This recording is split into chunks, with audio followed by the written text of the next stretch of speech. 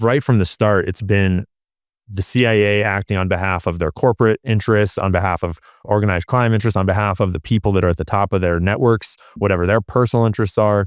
It's been a real shit show right from the start. Weaponization of government agencies was a big selling point this election. Did you look into that? Yeah, I mean, that sort of accidentally became my whole shtick in some ways. Like the way that Elon and Doge are and the current administration are taking it is like only one angle of it, as in they're going after wasted money through these corrupt programs, which is huge. But it's part of this whole picture that is sort of the intelligence agency, like the deep state, like blob that's been hiding behind the show that is Congress and like American politics. Right. And I thought I was going to be starting my channel to like talk about financial crimes, like the GameStop world, all these things. But in researching how like our government works, how money works and everything, I just realized that that blob, that intelligence agency, organized crime network, deep state, that is so important to understanding how the world works that I just naturally, that's what I kind of always have been reporting on. And that it's all tied together because USAID is just a bunch of shell companies for laundering money into like either black budget programs or corporate programs or like just straight up fraudulent programs to enrich wealthy people. Yeah.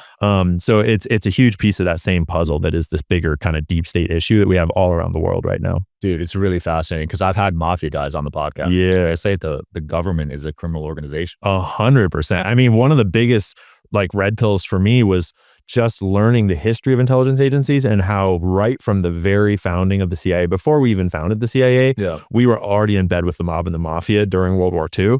And right from the beginning, the whole point of intelligence agencies really, not stated, but realistically, it was to access organized crime as a conduit for government operations. Wow. And really intelligence agencies function in order to set up those sort of like obscure shell companies and corporate networks that allow you to access corporate and criminal networks so that you can do things you're not supposed to be doing. Because if you're allowed to be doing it, you would just send the military or send like a government asset or send a diplomat, whatever, right?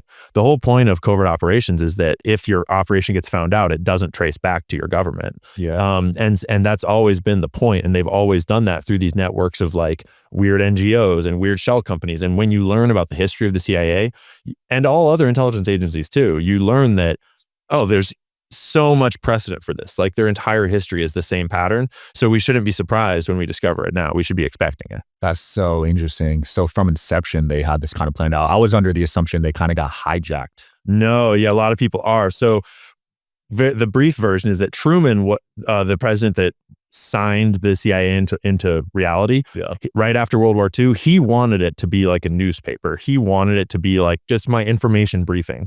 But the founder of the CIA, Allen Dulles, and all the people around him, they thought that intelligence gathering was like peasant work, and they thought it was retarded. And they were just utilizing that to get Truman on the hook because they wanted covert operations because they were all corporate lawyers.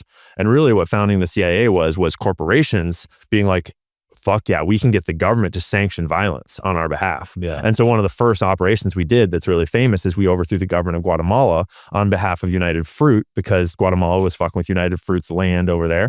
And the Allen Dulles, who's like the godfather of the CIA, he was a lawyer for this law firm that represented that fruit company.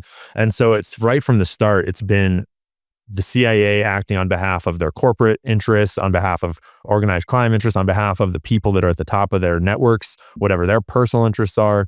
It's been a real shit show right from the start. And Guatemala is just one of numerous examples. Like we bought the government of Italy right after World War II by just passing bags of cash to the mafia because we were afraid that communists would take over.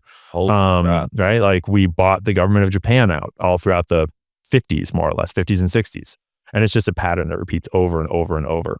Those are the black budgets you're referencing, right? Exactly. And the problem is that early on, so Truman signs the CIA into law, and the CIA always had funding problems. First, because no one really knew their authority or what their mission was because it wasn't what they were saying it was. And so they never had enough money. And so really early on, and this is sort of where this is like the missing link that most people don't realize, is that the CIA needed a shitload more money than they were getting for operations they weren't supposed to be doing, but was their real goal was these covert operations. And so they realized, well, we can fund covert operations with covert operations. And what that quickly turned into was drug smuggling. And so the CIA in Vietnam was helping to cultivate the heroin in the poppy fields in Laos and Vietnam. And they were smuggling that and getting black budget money from that. They were doing the Iran-Contra scandal, which was cocaine trafficking, which has largely been exposed now from Central and South America. And it's not really been fully exposed yet, but Afghanistan was the exact same operation where we go in and like the Taliban comes in and takes over Afghanistan and they outlaw opium cultivation and they burn all the fields down and they destroy 90 to 95% of opium production in Afghanistan. And at the time, Afghanistan was the world's top opiate producer. Yeah. And so that's like big pharma hates that. The drug smugglers hate that. The CIA hates that. And all of a sudden we go to war in Afghanistan and then we have U.S. Special Forces guarding the poppy fields. And on the Joe Rogan show, he actually showed the clip of, man, I forget the reporter's name, fucking total clown, going and interviewing a Marine about like, so how does it feel to be guarding opium fields? This is like, we have to do this out of respect for their culture because it's like the most ridiculous interview ever because it was right in front of all of our faces. And right then the opioid epidemic kicked off and totally annihilated my whole generation. Like our generation is full of people that we lost to heroin, right? Yeah. And that was through legal opioid prescriptions as well as illegal heroin. And when you do the math, like more than 95% of the world's heroin supply and opiate supply is coming from Afghanistan, from those poppy fields. So that just implies mathematically that both the illegal heroin supplies and the legal opioid supplies are all coming from those same suppliers. So like, how separate are they really? It's the same pattern over and over and over is sell drugs and traffic humans and traffic guns and do all these things in the shadows that you can kind of explain as for like national interest, but needs to be kind of black operations. But those funds are getting funneled into black bank accounts that are then funding more operations. And you get this just like compartmentalization on compartmentalization on compartmentalization, where even most of the CIA doesn't know what they're up to. Most of the special forces don't know what they were up to because it's need to know. And you just like, it only takes one guy at the top to sort of like pull a lot of strings to help his buddies out. And suddenly the deep state gets out of control.